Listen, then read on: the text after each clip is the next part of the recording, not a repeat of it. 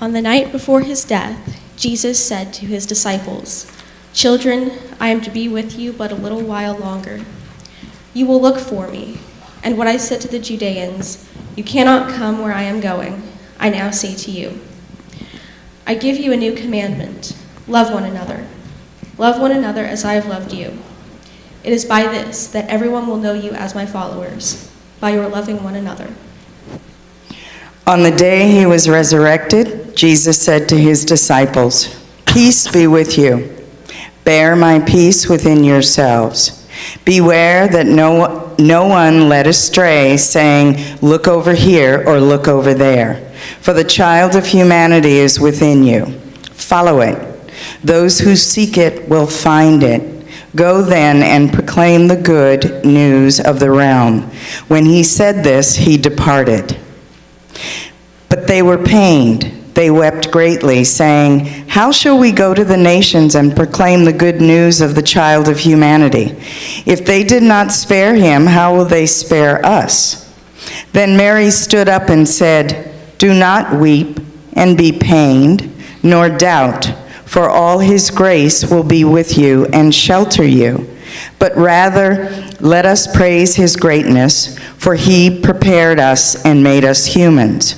When Mary said this, she turned their heart to the good, and they began to discuss the words of the teacher.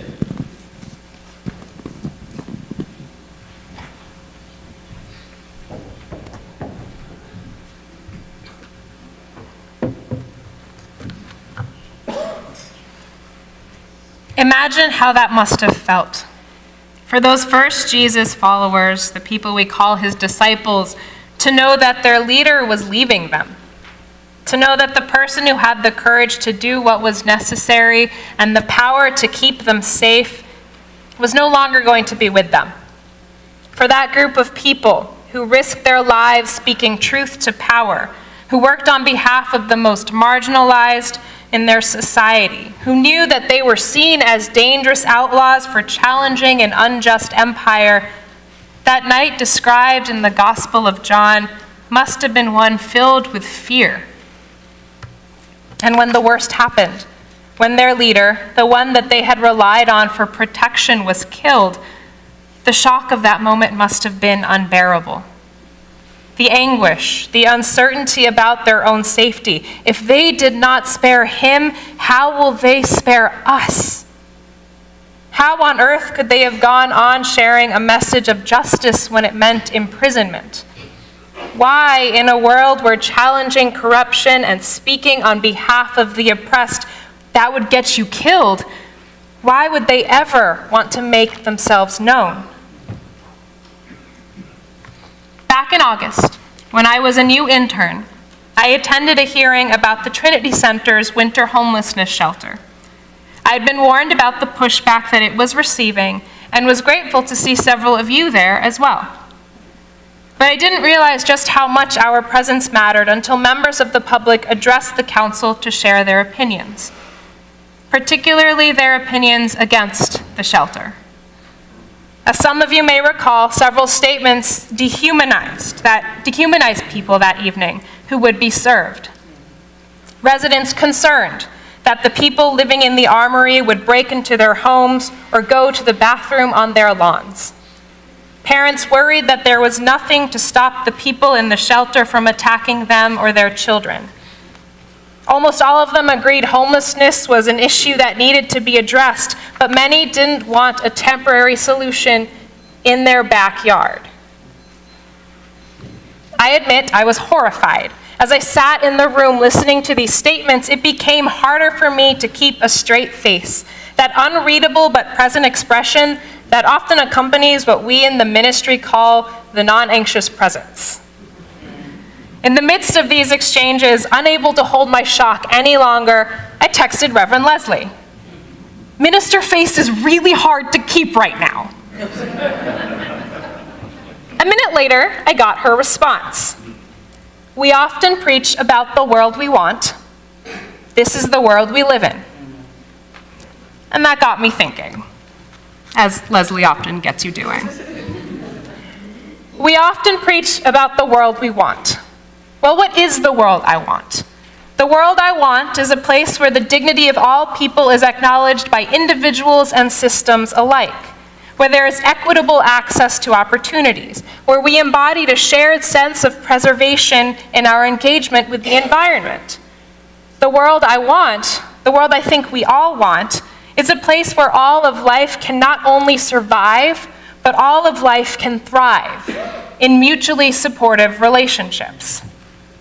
So if that's the world we want, then what's the world we live in? I'll be honest, my experience of the world these days, it's in a tender place. Although several businesses and celebrities have vowed to boycott North Carolina in response to its transphobic legislation, that hasn't stopped other states from considering similar laws, including Mississippi, where it's now legal to discriminate against LGBTQ individuals in the name of religious freedom. This past week, a group of us here at MDUUC shared our reflections on Brian Stevenson's book, Just Mercy, which left more than one of us feeling overwhelmed by the degree to which our criminal justice system perpetuates racism and sentences black men to death in a manner that is too similar to Jim Crow-era lynchings to be ignored. And in my own experience as an Arab American Muslim, the world we live in is breaking my heart. Each morning I wake up wondering not if, but what time today will I see Islamophobic rhetoric dominate the headlines. And each time some seemingly random act of violence occurs, I find myself praying, don't let them say they are Muslim, because I know the backlash that will follow if they do. And when it comes to our physical world, our one precious earth that we rely on to sustain us, that heartbreak is just as strong. We know the basic statistics. Carbon dioxide levels are at their highest level in 650,000 years, and they keep climbing. Like our Time for All Ages said in simple terms, our global temperature is on the rise and the impact is significant. Extreme drought and heat waves are occurring more frequently and are at risk of becoming a normal annual occurrence. Hurricanes that have devastated communities around the globe will continue to grow in intensity and frequency. And the Arctic, a place known for its frozen terrain, is predicted to be ice-free by the middle of this century. And a closer look at the human costs is equally disheartening. For Indigenous people around the world whose lives are deeply dependent on the natural environment and its resources, warmer temperatures, deforestation, and fires limit their access to vital food sources. And here in our own backyard in West Oakland, residents who are already experiencing the destructive health effects from emissions from trucks and ships are now facing the possibility of coal trains going by their neighborhoods. In a part of the state where the pediatric hospitalization rate for asthma is double the state average, families, and particularly children of color, are at risk for even more respiratory harm. Climate change affects everyone, but its effects on the poor and people of color make it a racial and economic justice issue that is too often forgotten. Populations that have been systemically marginalized by governments, people who are largely not responsible for climate change, they are the ones bearing the greatest and most devastating burden. And still, with all of the scientific evidence, at the price paid by the most vulnerable in our world, there are leaders who continue to deny that there is any danger. They deny that all life, and especially the people and beings whose voices have been historically silenced, is at great risk. The world we live in is a place where suffering can seem so widespread that it is impossible to know every place where it is occurring. The challenges in our reality can make us feel so powerless that we enter into that spiral of fatalistic despair. And in the case of that August hearing, the world we lived in shocked me. And when I see people in positions of political power deny the realities of climate change, defending projects that that increase the burden it has placed on people of color and people in lower socioeconomic status, I am devastated and I am angry. Is this really how things are? Is this really how things still are? This blatant classism and unfiltered hate, the severity of institutionalized racism and politically backed systemic dehumanization, this was the world I read about in my high school history textbooks. Is this really the world I still live in? Yes. Thank you. It is. And we need to know that. When we are confronted by the actualities of oppression in our society, the real suffering and harm experienced by communities that have too long lived in the margins, in the moments when we come to the edge of our shock and our grief, it can be so tempting to turn back and enter that place of numbness by saying, it's not really that bad. But we need to know and name our reality, as painful and as difficult as it may be to acknowledge. We need to confess what is actually happening around and to us, to be explicit about the shock and the anguish that we feel. We need to let our cries out and let our tears fall. It isn't always easy to enter that place of our harsher realities and heartache, but it is essential. In the words of civil rights activist and writer James Baldwin, we have to look the grim facts in the face, because if we don't, we can never hope to change them. Without facing the challenges of the world we live in, without letting them move our hearts and break them open, our hopes for the world, that world we want, will not have roots in our reality. And as Unitarian Universalists, we come from a long line of voices that spoke of the need to root ourselves in reality, not only when it comes to shaping our faith, but also when it comes to acting upon it. One of my favorite Universalists, Clarence Skinner, he reminds us that hell and salvation, they're not afterlife concepts, but humanized and socialized processes. Both are the results of our own actions and our existence in a world of humanity from which we can by no means disentangle ourselves. Hell already exists in human suffering and the social evils that bring it about. And heaven, the world that we want, that shared salvation that we hope for, it cannot be built until we fully acknowledge those heartbreaking parts of the world that we live in. And using our acknowledgement of this hell and heartbreak to root ourselves in actions, it's a process that the Reverend Otis Moss Jr. recently called prophetic grief. Prophetic grief takes our pain and it turns it into power. It does not deny the realities of suffering and oppression, but it is resolute in the faith that there is something healing that we can always tap into. Holy forces of justice and change that remain stronger than the most hellish of realities. Prophetic grief doesn't ignore the world we live in, but it takes ownership of it. And it uses it as the inspiration to act in new ways that heal. Our prophetic grief sees our reality as the reason why we must strive to be a source of hope. And while Reverend Moss speaks from his context in Black faith communities, his idea of prophetic grief crosses faiths and cultures. One of the verses that I find myself turning to time and time again in the Quran says the following: "Through hardship, there is also ease. Through hardship, there is also ease." This verse, repeated in the original text, it's said to have been spoken by the Prophet Muhammad in one of the most trying times of his life. Living in Mecca, having been shunned by those in power for speaking against the ways in which their economic practices harm other people, Muhammad and his followers and his family were on the brink of death. And yet the verses that are said to have been revealed to him in that moment assured him that he was not alone, that there were forces supporting him far greater than the ones that were causing him harm, that through his hardship, there was also ease, because he fought on the side of the greater good that we have seen emerge victorious in history, even in the most harshest and hostile of settings.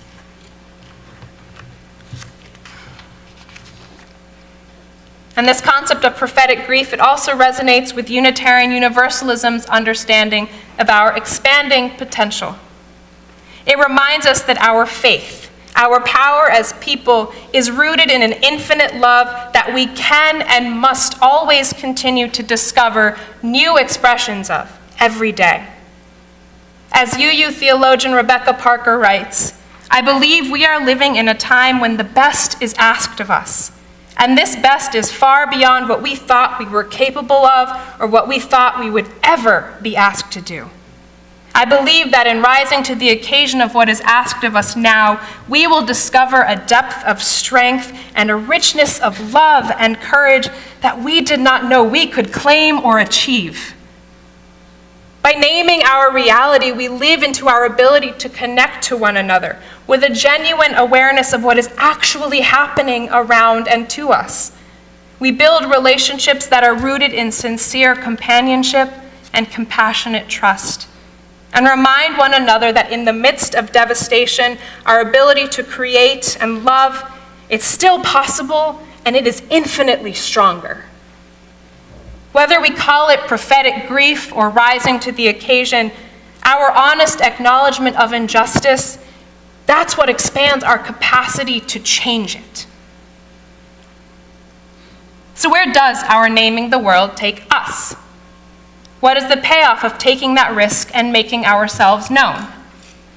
Months have passed since that August meeting, and in that time, we saw the shelter organizers root themselves in their reality. They held community meetings to address concerns and continued attending council hearings to defend their cause. At one such meeting, I saw 3 youth speak, 3 teenage girls who spoke in support of the shelter, imploring the community to consider how it wanted to be known, how the city had a responsibility to send a message of compassion and care by creating this shelter. And eventually, in spite of multiple setbacks, the shelter was approved and operated in the winter. And over that time, support from community members grew, to the point that one person identified her change of heart at a later meeting.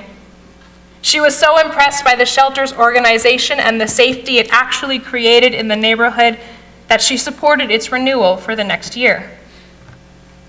Now, it may not seem like a major victory or that significant of a change.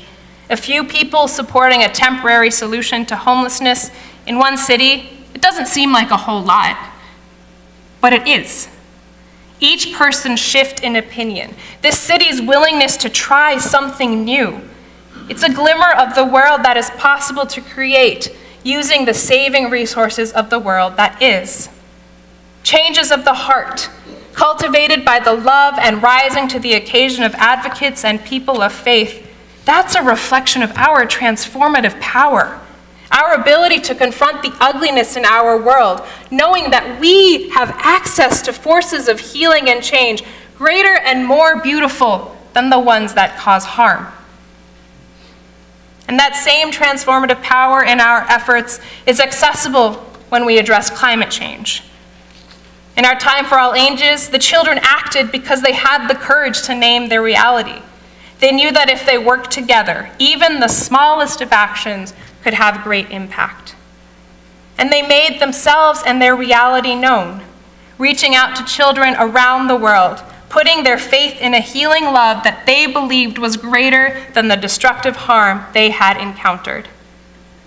And here in California, many of us are doing what we can to name the reality of our severe drought and address it in the small ways that make a huge collective difference. Living with 3 other people, I'm amazed by how a bucket in the shower saves enough water for us to grow our own vegetables. I'm admittedly a little disturbed and slightly nauseated by how my cat has developed a taste for that used shower water. I suppose he wants to contribute to our conservation efforts by reducing the amount of times I have to refill his bowl.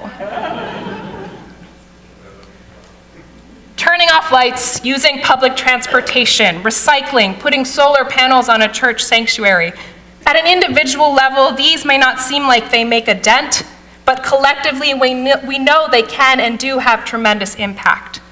And when we trust in that greater good, that human impulse to heal by asking others to join us in those small shifts, we make ourselves known and we make a new reality possible.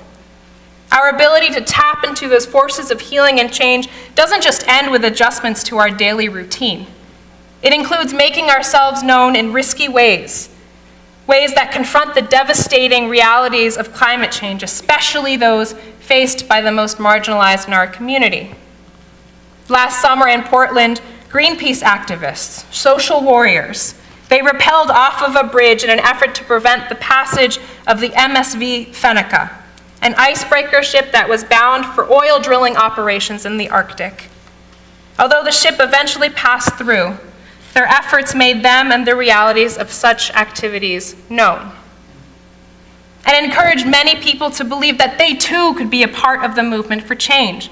On March 23rd, UUs were among the hundreds who protested an oil lease auction in New Orleans, seeking to bring an end to the Gulf area oil and gas drilling that caused harm to the local environment and communities. And here in Oakland, local communities and organizations like the Sierra Club, Communities for a Better Environment, they are mobilizing an effort to prevent the approval of health-destroying coal trains, an effort that we in Walnut Creek have the power to support. We often preach about the world we want. This is the world we live in. These words hold an answer to why those earlier followers of Jesus chose to be known. To remain hidden and accept the world as it was, it would have meant admitting that the world they wanted wasn't possible. It would have meant saying that the world they had committed their lives to, the justice their leader had taught them to fight for, wasn't actually in their capacity to create. But when they chose to make themselves known, they put their faith in something greater, not something outside of their reality, but something embedded deep within it. They put their faith in the compassion and healing that had to be greater than the hurt and harm that they had encountered. In loving one another, just as Mary did when she reminded them that there was something greater than their pain, they made themselves known as believers and creators of the good. In naming and challenging oppressive realities, in proclaiming the good news of a holy impulse for justice, they put their faith in the possibility of change, and they put their faith in the capacity of people to bring it about. And Leslie's text also helped me understand how we can be known. Like those early followers of the radical Jewish leader, like the sacrificing and perseverant Muhammad, we can make the choice to be known to a world that needs our honest and engaged faith. We can choose to be known to this world as people who see the harshness of reality, who name it and who grieve it, and who still believe that it is worth the risk to put our faith in love. We can be known as people who dive into the pains of the world and turn it into power. We can be known as people who rise to the occasion because we are supported by and possess a healing and creative love far greater than the harming and destructive forces that we work against. We can be known as the people who recognize that the world we want is the world we live in, because together we have the power to change it. May we be the ones to make it so.